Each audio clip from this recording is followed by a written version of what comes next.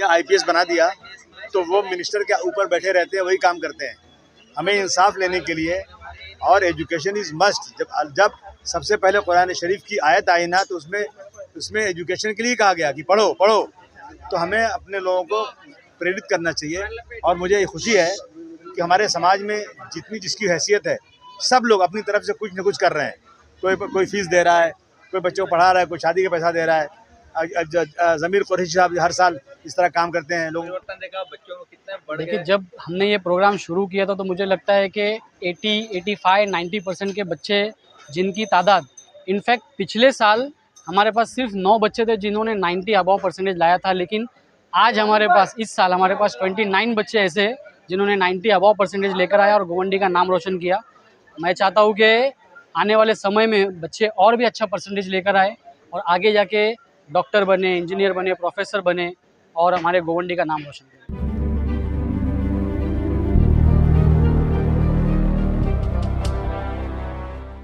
IPS बना दिया तो वो मिनिस्टर के ऊपर बैठे रहते हैं, वही काम करते हैं। हमें इंसाफ लेने के लिए और एजुकेशन इज़ मस्ट। जब सबसे पहले कुरान शरीफ की आयत आई ना तो उसमें एजुकेशन के लिए कहा गया कि पढ़ो पढ़ो। तो हमें अपने लोगों को प्रेरित करना चाहिए और मुझे ये खुशी है कि हमारे समाज में जितनी जिसकी हैसियत है सब लोग अपनी तरफ से कुछ न कुछ कर रहे हैं। कोई फीस दे रहा है, कोई बच्चों को पढ़ा रहा है, कोई शादी का पैसा दे रहा है। ज़मीर कुरैशी साहब हर साल इस तरह काम करते हैं, लोगों को प्रोत्साहित करते हैं। तो हम सबको अपनी हैसियत के मुताबिक कुछ न कुछ घर से निकाल करके इनको मदद करना चाहिए ताकि हमारे बच्चे क्वालिफाइड हो जाएं। आज का कार्यक्रम कितना जरूरी है, इस तरह का कार्यक्रम बहुत ही ज़रूरी, बहुत ज़रूरी। देखिए, ऐसा है ना कि ऐसे कार्यक्रम करने से बच्चों को ज़रा जोश आता है कि देखो हमें स्टेज पे बुलाया गया और हमें कोई एमएलए, कोई एमपी और कुछ लोगों के सामने खड़ा करके उनको सर्टिफिकेट दी गई। तो दूसरे बच्चे जो कम नंबर पाते हैं ना, तो सोचते हैं अगले साल मैं भी ज़्यादा नंबर लाऊंगा। एक मुकाबला होता है, तो ये ज़रूरी चीज़ें हैं, होना चाहिए। एक सवाल आपने मलाल जताया, आपने ये गम जाहिर किया कि आपको एजुकेशन के लिए कॉलेज खोलने के लिए जगह नहीं मिली सरकारों के आगे। हमारी सरकारें जो है ना, गुंडे मवाली 20-20 एकड़ ज़मीनें ज़बरदस्ती कब्जा करके लंबी रकम कमा रहे हैं। वो जगहें खाली करा के एजुकेशन की सरकार को देने का टाइम नहीं है। हम चिल्ला थक चुके हैं कि वो जगहें दो, उस जगहों को तोड़ के हटाओ यहाँ से। तो लोगों ने मालूम इसका क्या बना दिया, कासिम भाई गोंडी के सब घर तोड़वाना चाहते हैं। अरे मैं घर बनवा रहा हूँ, मैं तोड़वाऊँ घर? मैं जगह जो लोगों ने इलीगल ज़मीनें कब्जा की हैं वो ज़मीनें खाली करा के बड़े अस्पताल बन जाए, यहाँ पर एक पुलिस स्टेशन बनना है, यहाँ बन जाएगा, यहाँ पर एक कोर्ट यहाँ बन जाएगी, लोग कुर्ला जाना पड़ता है, और यहाँ पे एक कॉलेज बन जाए बच्चियों का। अभी देखा आपने, बच्चियों को बुर्का पहनने मना कर रहे हैं, उनको शर्म नहीं आती है। अगर ये बहुत ही ताकतवर है ना तो किसी सिख भाई से कह दे कि तुम पगड़ी उतार के आओ और तुम्हारी दाढ़ी काट के आओ तो मैं समझूं कि ये मर्द की औलाद है। ये मुसलमानों को बहुत कमज़ोर समझते हैं। और मैं बधाई देना चाहता हूँ उन बच्चियों को जो कोर्ट गई थी। उन्होंने मुझे फ़ोन किया था, मैंने कहा बेटा मत जाओ सुप्रीम कोर्ट, कहीं गलत फैसला होगा तो बड़ी प्रॉब्लम हो जाएगी। लेकिन लड़कियां गई माशाल्लाह, मुझे खुशी है कि उन्होंने जो जजमेंट लाया कि अब जो है ना बच्चियां बुर्का पहन के पढ़ सकती हैं। बुर्के से बहुत सारी बुराइयां दूर होती है। आज क्या हो गया, एक नंगी लड़की आए कम कपड़ा पहन करके तो वो बहुत अच्छी लगती है, एक बुर्का पहन के आए ना तो उनको बुरी लगती है। तो बुराई दूर करने का आज कोई नहीं, आज जो है ना बुराई बढ़ाने का रवाज चल गया है इसे।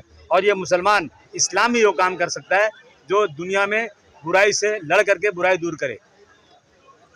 मन में आया, आपके कैसे ध्यान में आया कि ये कार्यक्रम रखा जाए? देखिए, ये फेलिसिटेशन का प्रोग्राम हम पिछले 3 साल से करते आ रहे हैं और ये बहुत ज़रूरी है क्योंकि बच्चों को अगर आपको पढ़ाई की तरफ लेके जाना है तो उनके लिए आपको कुछ ऐसे इवेंट्स करना पड़ेगा जहाँ पे आपको उनके लिए कुछ मोटिवेशनल स्पीकर्स बुलाना पड़ेगा, जहाँ पे उनके लिए कुछ ऐसे उदाहरण बुलाना पड़ेगा जिन्हें देख के वो कुछ सीखे। आज यहाँ में हमारे प्रोग्राम में आमदार अबू हाशिम आज़मी साहब, एमपी संजय दीना पाटिल साहब, साथ ही साथ हमारे गोवंडी के जो पहले आईएएस ऑफिसर है शफीउद्दीन सिद्दीकी, वो आए थे।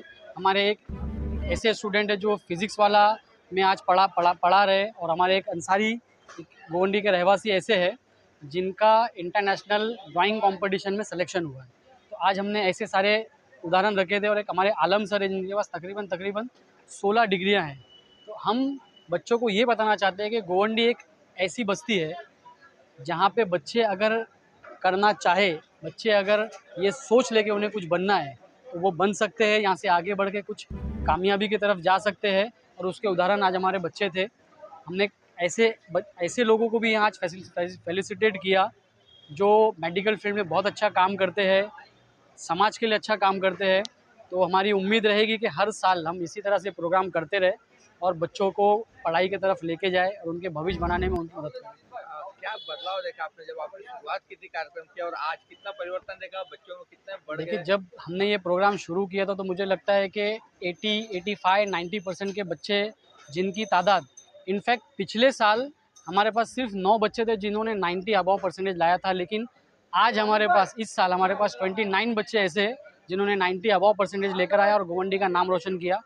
मैं चाहता हूँ कि आने वाले समय में बच्चे और भी अच्छा परसेंटेज लेकर आए और आगे जाके डॉक्टर बने, इंजीनियर बने, प्रोफेसर बने और हमारे गोवंडी का नाम रोशन करें। दूसरे सवाल अबू हसीम साहब ने पहले भी एक ये जताई थी कि जगह नहीं मिलती है यहाँ पर कॉलेज वगैरह बनाने के लिए, अगर मिल जाएगा तो कितना फ़ायदा होगा यहाँ के बच्चों को, क्या कहें? देखिए, बहुत फ़ायदा होगा इससे हमारी बच्चियों का अगर नियर बाय में कोई कॉलेज मिलता है तो ये उनके लिए बहुत अच्छा होगा, उनके भविष्य के लिए बहुत अच्छा होगा। आज हमारी बच्चियों को बहुत दूर जाना पड़ता है कॉलेजेस में एडमिशन लेने के लिए और उस जगहों पर अलग-अलग तरीके के कानून निकलते हैं कि हिजाब नहीं पहनना चाहिए, बुर्का नहीं पहनना चाहिए। मैं चाहता हूँ कि हमारे गोवंडी में भी एक ऐसा स्थानिक कॉलेज हो जहाँ पे हमारी बच्चियाँ आराम से अपनी पूरी फ्रीडम के साथ अपनी तालीम पूरी कर सकें।